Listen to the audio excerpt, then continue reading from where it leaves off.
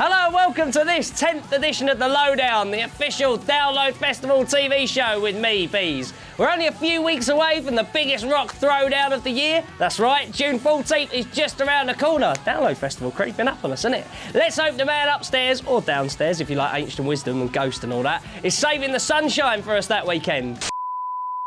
You know the drill, the Lowdown brings you music and interviews from the stars of Download 2013. We'll also be giving you the chance to win a pair of tickets in the Download's Big Ten. And as usual, we've got What Would Austin Do? What would Bruce do? Austin! Well, not usual, because it was only the first one last week, but you get the point. Plus, we've got your shout-outs and requests. Remember, you can check out previous episodes of The Lowdown on YouTube, the YouTube of internet fame. If your mates aren't cool enough to have Scuzz, then let them know where they can catch us. That's the Download Festival YouTube page, of course. We're also delighted to tell you that we'll be broadcasting backstage from the festival itself, and a selection of our interviews will be shown between the bands at Download on the big screen. My face is going to be massive. Massive, massive head. Come on, let's kick this show off with a banger from A Day to Remember. This is Since You've Been Gone. Be gone! I can't breathe for the... Yeah, that was A Day to Remember, who will be playing just before the Biscuit on the Zippo stage on the Sunday night of this year's Download Festival. Time for Kentucky's finest now. Not Colonel Sanders, although that would be awesome. It's Blackstone Cherry with White Trash Millionaire. Anyone else fancy a boneless bucket now? I wish I had some chicken to throw at you was the aside I got from while that track was playing. That was Blackstone Cherry, who'll be headlining the Zippo stage on the opening night of this year's Download Festival. We'll be right back after the break with Ivan, Moody and Zoltan from Five Finger Death Punch, plus the Download's Big Ten, where you loons get the chance to win a pair of tickets to this year's Download Festival. See you after the break.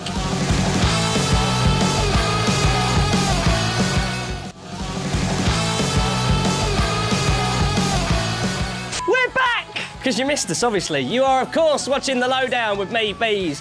This week, we caught up with Five Finger Death Punch, who'll be coming back to the UK for the first time in what feels like forever. Go on, go to the interview.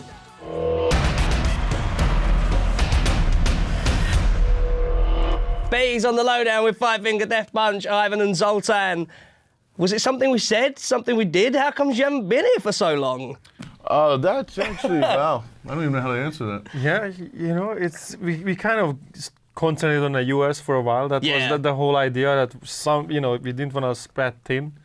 And we built that, that's where the band blew up originally, right? Yeah, of course. And we kind of just grew that, grew everything there. We got to the point where we can play arenas now, we can sell them out. So now we can come over here.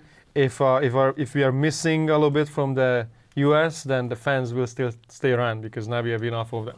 So. It's like building a foundation. Yeah. We really had to quarantine ourselves for a while to get that base, structured. And being over here for the first time, doing Download, doing Rock 'em Ring and Rock 'em Park, those are honors for us. But then we have to make sure that when we go back to the States, that's our bread and butter. Right, fair. But now that we've got that structure in place, it's a lot easier to kind of span out and get back over here and do what we do best, which is kick ass. And it's a hell of a reintroduction to be at Download Festival. Absolutely. Do you remember the first time there? Because it was like off the back of like the Defenders of the Faith run when you guys first come over with Lamb of God, like it felt like a real massive moment with I Death still Punch remember in the being UK. backstage. You guys were filming it actually. I remember being backstage and feeling the stage rumble. From the kids chanting. Like literally, I swear to God, amazing. because they were chanting. They were chanting Death Punch, and we were like, just, "Whoa, is it?" First, I thought like somebody's messing with us.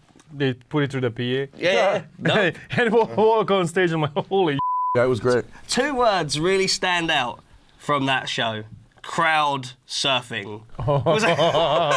That happened. Yes. That was nuts though, right? When you went down. From what I understand, we are the second band ever to get cut off in the middle of our set at Download Festival. Oh, wow. So that's pretty fantastic. Yeah. You got 6,000 kids crowd surfing up to you. You got securities down there going, God help me! There's only so many you can catch. Totally. So I think I'm going to try that again this year. The organisers are like, Just to see it. God damn it. We're coming. My phone is going off like, oh, a little change happened in the schedule. I'm sorry, guys. To watch all of those people like coming at you though must have been an amazing 5 minutes. Well, see, we do that in the States all the time. Yeah. We ask them to crowd, and usually it's really how would you say? It's respectable. Like, Well, okay, there were some events, same scenario. We had the National Guard, the security, the police, and every fireman on deck tried to hold the crowd back, and they couldn't. So it's It generally happens when we go to like Rock on the Range or any of these festivals. The promoters already know that we're coming, so they would like quadruple the security. I remember this event. We were walking out on stage in Columbus, Ohio. And we did a similar scenario there before. Yeah. Complete riot, right? And the next time we were coming, I saw the promoter standing grinning on the side of the stage. I'm like, what the he's smiling about, right? And I look at it was shoulder to shoulder security. Wow. And they were laughing at us because that was their mission, that they're not gonna let anybody through. So it was kind of like 30,000 people against their security. That was pretty much the game. But it's gotten to a point where people are aware that we're doing it. You know? I mean, it's a rare thing these days that somebody would actually not know that I'm gonna ask them up. So I'm not sure if I'm going to do it. I was kind of kidding on that note, but you never know when you're in the moment with me. So I kind of live impulsively. So we'll see how it goes. New record is done. Right, yes. Wrong side. Oh, it's amazing. You like it? Yeah, big time. All the way. It's amazing. I think it's a step up from American Capitalist. Definitely, it's on par with War Is the Answer. Because, I mean, I love that record. Cool. So, yeah, badass. I'm really, really proud of it, man. I honestly think it encompasses everything we've done up to this point. And the fact that it's 2 albums, we can experiment a little bit. Because when you're quarantined to 12 songs, you kind of have to stick to what you know. I mean, you've got the shelvers.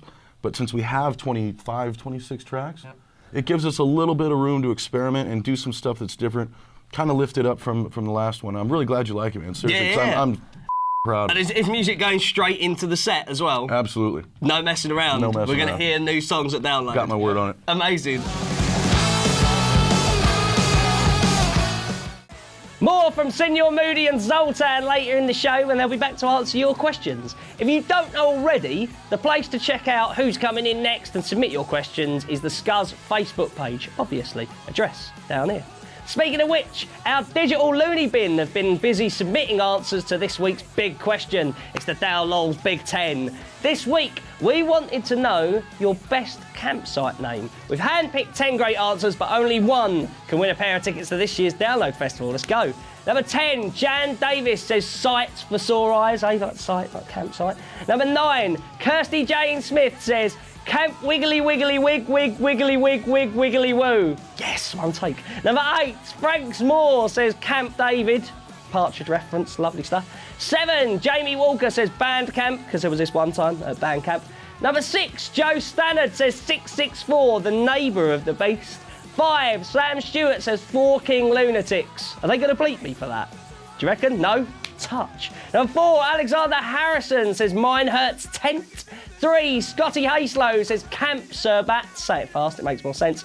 Number 2, Mark Shenton says Knots Landing. So close. But number 1, and winning a pair of tickets to this year's Download Festival, Sean Thomason with Fearless Campfire Killers. Lovely work. Well done, Sean. You go to Download. That's it for part Ni, which I'm reliably told is Japanese for 2. I don't believe it. I chat to Empress after the break. Five Finger Death Punch return to answer your fan questions, because they love it. Plus, what would Austin do? And of course, your shout-outs and requests. Sayonara for 5 minutes. See you after this.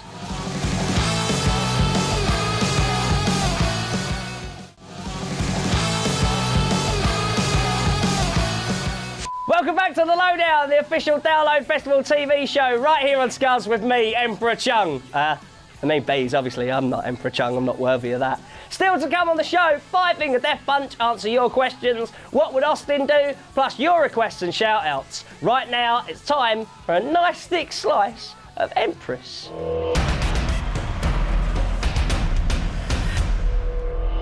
Bees on the Lowdown with Alex and Ollie from Empress. How's it going? Good, thanks, man. Good, man. So, is this your first year of playing festival season? Yeah, this is like our first year of playing shows, like, completely. Wow. Yeah, it's crazy, man. What, your first ever show was in 2013? No, 2012. 2012. We right. played this, like, tiny pub in Southampton, and then like now doing the Bring Me the Horizon tour and doing Download and stuff is like That is so mental. surreal, man. I swear to God, I didn't know that before we started travelling. We put in our Google Calendar, so like we keep track of everything that's going on. Yeah. Our drummer Ed put for anniversary since first ever gig. It's What? it's nuts. What is the anniversary of your first gig? Do you It was remember? the 28th of. Oh, it was the day before April, Hit the wasn't it? Deck. Oh, right, cool. So it was the day before Hit the Deck. Then we did Hit the Deck, which was awesome. It's just like it's insane doing all this stuff. Has it been crazy to go from like within a year to being like one of the most championed bands? Really? Well, yeah. I mean, Radio 1 Rock Show have been on board, and like you know, we play the video now, and like has that been that must be a head trip and a half. Yeah, it definitely is. Especially from like the tiny Southampton show we were doing before. No, it's awesome, man. We just want to keep like hopefully going up, but yeah, it is crazy. Especially the tours done with Cancer Bats and Bring Me, then Download, and it is insane. Yeah. Has it been going down with those kind of things? Because like I guess like you're not as kind of as hardcore rooted as someone like Cancer Bats. You're quite off kilter to both of those bands. Have people taken to you? Well, there's definitely a crossover, but it's been even more than what we thought it would be initially. At the end of the day, like we're bringing like pretty heavy proggy sounds out, and you don't expect like kids to be receptive to it, but they really are. So it's been going down so much better than we expected. Sometimes there's that air of, oh, it's like you're a bit of a token band opening this bill, but you put on your CV like, oh, we opened for Cancer Bats and we opened for Bring Me, but it's been more than that. It's actually been awesome, like making new fans and meeting new people, and people have been into it. So no complaints. Something like Download must be an absolute head then. Like the possibility of like playing to, well, anything up to like, it's crazy. Like tens of thousands of people. Yeah, it's crazy, man. I think it was last year I saw Solosis. Oh, yeah? I think it was last year or maybe the year before, and it was the Pepsi Max stage. It was last year. Was it last year? And I was like, oh my God, I would love to play this, literally like love to play the stage, and we're playing it this year. And it's crazy. We just hope the tent's full kind of thing. There's people there, but hopefully it rains. Yeah, yeah, man. It rains, literally. No, Rain dance beforehand. Yeah, hope for the literally, best. literally. Headdresses. Yeah, That's it. but there's a lot of ridiculous bands that could potentially conflict with our set. Oh, really? Have you had a look? Who are the bands that are around you? Around it, well, like I'm just worrying that Mastodon might be a thing. Oh, man. That would suck for us. Yeah, that would suck for us because you don't get to see it. Yeah, exactly. No, I saw them at Solisphere 2011, I think it was, and it blew my mind. Literally blew my mind. Always. So I'd love to see them again. Yeah. And so. I was saying a couple of bands like the Pepsi Max stage for the last couple of years. Like you mentioned, if you go as like as punters and that, like it feels like it's where the most exciting new music has been for the last couple of years. I know a couple of years ago, like Let Live smashed it there as well. Yeah. So is it a cool stage for a new band to be part of? Yeah, definitely. I know, like even this year, like bands like yourselves and Bury Tomorrow and Bleed From Within, like loads of really cool new bands. Cavell Attack as well. Yeah, Cavell Attack. They're going to smash it. Yeah.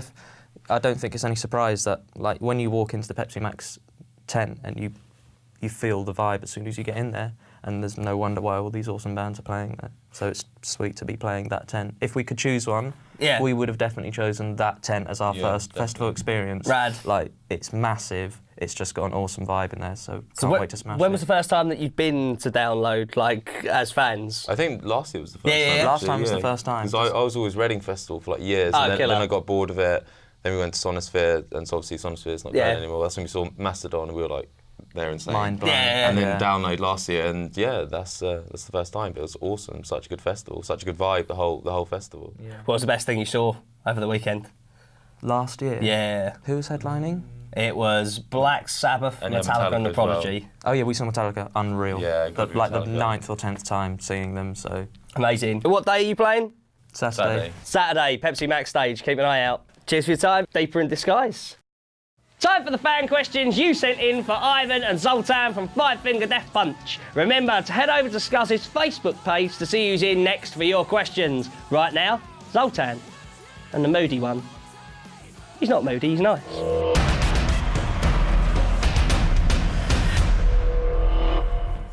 Checking my questions. Oh, yeah. Ready, man. I'm looking, son. Welcome back to the Lowdown. Dan Chester is the first question, and he asks, what's your favourite song to play live? Used to be Dying Breed. Right? Until the insurance company said, okay, it's gonna cost you.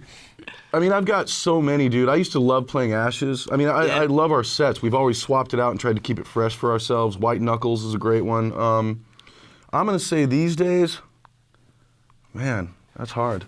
Like asking you to pick a favourite kid. Lift Me Up.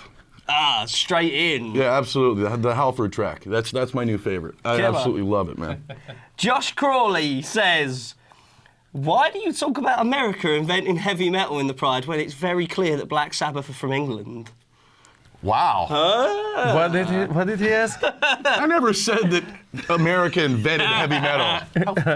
How stupid do you think I am? Yeah, Come on, man. saying it in here. Absolutely. Give me a break, man. Judas Priest, Iron Maiden, Yeah. British band. He's giving us our props. Motorhead? I mean, come on. Do you have the address of this kid? You can find him on Facebook. Josh Crawley, hunt him down. Send me your email. Cameron Murray says, what's your favourite thing to put in a sandwich? Oh, hey. Myself, Yeah. two blondes. Lovely. That was fantastic. Robert Norris says, if you could be credited for writing any song other than your own, what would it be and why? Oh, that's tough. That's a long catalog. list. That's a list. Where man. do Are you start? kidding me? I would start with Killers, for sure. Oh, amazing. I'd say the entire Pantera catalog. Can't go wrong with any of it. Absolutely. Luke Macaulay asks, What's up, Luke? What is a five-finger death punch? Well, come on down to the studio. I don't know. I think Josh Crawley might find out. Yeah. You know what? The other day, like this. we were just laughing about it when we kind of named the band out of. We were sitting in a movie theater, right? And Kill Bill was playing, and there was this five-finger Lotus Punch or whatnot. Yeah. And we were like, that sounds so stupid. It should be a band name. But then we were like, you can't say the word Lotus. Like I punch you in the Lotus. So you got like, what the? What are you doing tonight? Oh, I'm gonna go watch Five Finger Lotus Punch. Yeah, right. Lotus. I'm gonna stay at home and watch TV. As far as heavy metal words go, Lotus isn't in just there. does It's not cutting it. Yeah, no. Oh boy, it you doesn't. put that big D in front of it and add EATH, and man, That'll do it. contract. Right, final question. Victoria Louise Smith asks, who would you most like to five-finger death punch? Now we know what it is. That's another long list. 2, 3, 4. No. Not enough fingers. No, I get it. In all honesty, I'm not violent these days. I'm trying to become more of a passive human being. So Remember that when you hear the record. It sounds like the apocalypse. like is look at coming. his fingers, like he's crossing. Like no, my anger management guys said I can't. my therapist told me not to talk anymore. So excited, finally, just to end, excited about Download Festival. Are you kidding me? Of course, man. One of the greatest festivals on earth, period. There hands you down. go. Main So- stage Sunday, rocking it.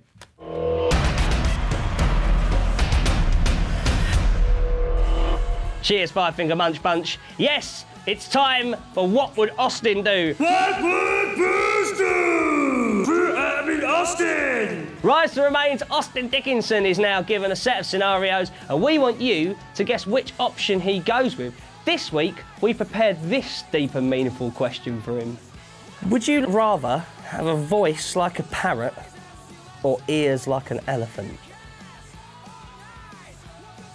While he's thinking about it, we'll go to an ad break. Which do you think he goes with? Voice like a parrot or ears like an elephant? Hit us up now on Twitter at ScuzzTV, and the hashtag is WWAD. The answer will be coming up after the break, obviously, because it wouldn't make sense otherwise, would it?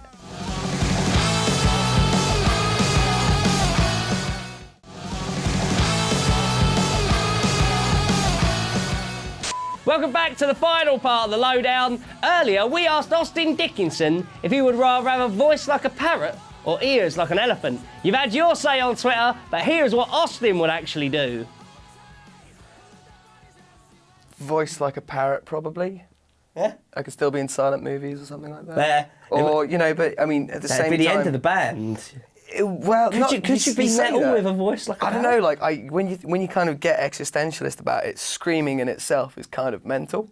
So maybe maybe parroting phrases could work. It could work, just like squawking along. They've got that band, actually, Terrorbeak, which has a parrot as the lead singer. It's like K9ers, that black metal band. Yeah. They've got a band called Terrorbeak. Google it, Terrorbeak. It's really good though. Like it's really good. It's kind of it's awful, but in a great way. Blackwood Booster! Austin! See, I hadn't thought that through. More What Would Austin Do next week. Rise to Remain will of course be opening the main stage on the Friday of this year's Download Festival. It's the part of the show where you guys take over. It's time for your shout-outs and requests. First up, Franks Moore says, can I get a shout-out to Bobby B, Bones, Pube, and especially a massive shout-out to the King? You've got a mate called Pube. Mark Marshall gives a shout out to the Coatbridge boys getting pumped for Download. It's hard to concentrate when there's laughing about Pube behind the camera. TJ Weston gives a shout out to Samuel Weston and Abby Burton for being awesome. And Shannon Motionless Quinn Marriott wants to give a shout out to her buddy Martin Deacon and his wife Philly. You guys are the best and thank you for getting me a ticket this year. Winners. Rayfan Batty wants us to play in Heaven's Basement. Nothing to lose. Nothing to lose, Batty man. He's never heard that one before. Sarah Gibson with our final shout out this week wants us to play Bullet for My Valentine because she's a Download virgin. Here you go, Sarah. Enjoy your first download. We'll see you there. Mosh. It's the end of the show. Oh. Remember, tickets are still on sale. Get over to downloadfestival.co.uk for all the info and ticket links. We'll be back next week with a hilarious chat with architects, and Saitota will be joining us as well. You can check out past episodes of The Lowdown featuring Corey Taylor and Asking Alexandria and loads of other brilliant people on the Download YouTube page. And again, we're going to be broadcasting live onto the big screens this year at Download Festival. How good's that? Until next time, what? What, there's nothing on the... Ah!